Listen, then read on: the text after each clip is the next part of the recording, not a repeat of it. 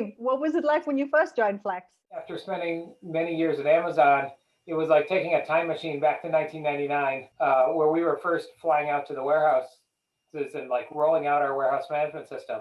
And like a specific example was we had signed a big deal. I think at the time it was the biggest deal we'd ever done. And we made the choice that we were going to run some pieces of the software on the native WMS from our operator partners and some of the software in our WMS.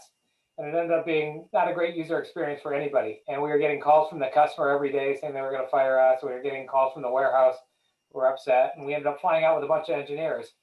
And we took the red eye out and worked about 16 hours a day, and we were rolling out software every 2 or 3 hours. And so after, I guess, 10 days of that, we were able to get to a point of stability. And the customer was happy, the operator were able to do their jobs. And that felt a lot like my experience in 1999 when we were building our first big automated FCs at Amazon. So that was like fantastic. And you were joining as a CTO, Dave? Yeah, we had about 12 engineers, which isn't very many.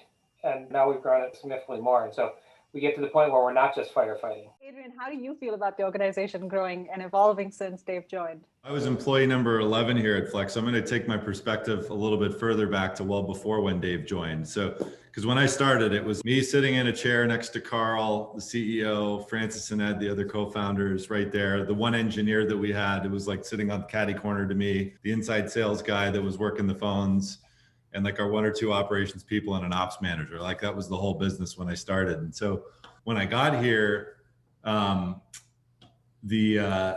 our tech only had one unit of measure was supported in it, and that's a pallet. The codes in the code, there was PL for pallet. You could move pallets in and you could move pallets out. And I was a part of us bringing in our very first e-commerce customer. Now today, fast forward 6 years, and e-commerce is more than 50% of our business, and we've come a really, really long way. But I remember when we did our first e-commerce deal, and it was a big, bulky, ship alone, ship as is customer. And I went out, we met with the customer and figured out we had a really strong value prop for the customer. That was our first foray into e-commerce. And I came back, talked to our engineers, and I was like, guys, we can do this. All you got to do is go into the code and change PL to say EA for each. And you're shipping eaches. And now we're doing e-commerce. And so that's kind of what we did to expand our code to be able to support our first e-commerce customer.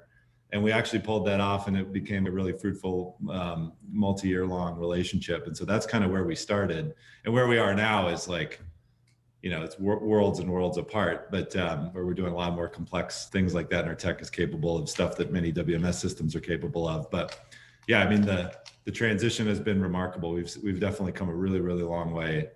And of course, Dave and all the people and engineers that he brought in has been a huge part of that. But I've been fortunate to witness a lot of that evolution, which is fun. I think as we've matured a little bit as a business, when we first started this company, I mean, we really wanted to be a software company. And I think that one of the things that we learned as we got more and more embedded with our customers is that you can't play in the warehousing and supply chain space without rolling up your sleeves and getting your hands dirty. You can't play in this warehousing space without becoming an expert at running a warehouse. And to run a warehouse, you have to actually get out there and see it and live it. And so I think that's a lesson that we've learned as we've matured over time as a company and started to place more value on having everybody out in the field as early as we can. And that's something that I think we had to learn as we transitioned from being just a technology business to a technology business that provides supply chain services.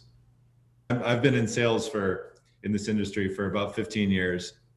And prior to COVID, it's a pretty heavy travel job. And before the pandemic hit, we were traveling almost every week. And almost to this day, every time I go out into the field, I have some sort of an epiphany about how insightful it is and how impactful it is to be actually out in the field, out in front of the customer or at the warehouse. You learn something that you just could not possibly have learned over a phone or an email or a Slack message. And it just continues to blow my mind every single time I get out in the field. I come back so energized and fired up and like pushing everybody that you need to get out in the field because that's where the action is and that's where you learn the quickest.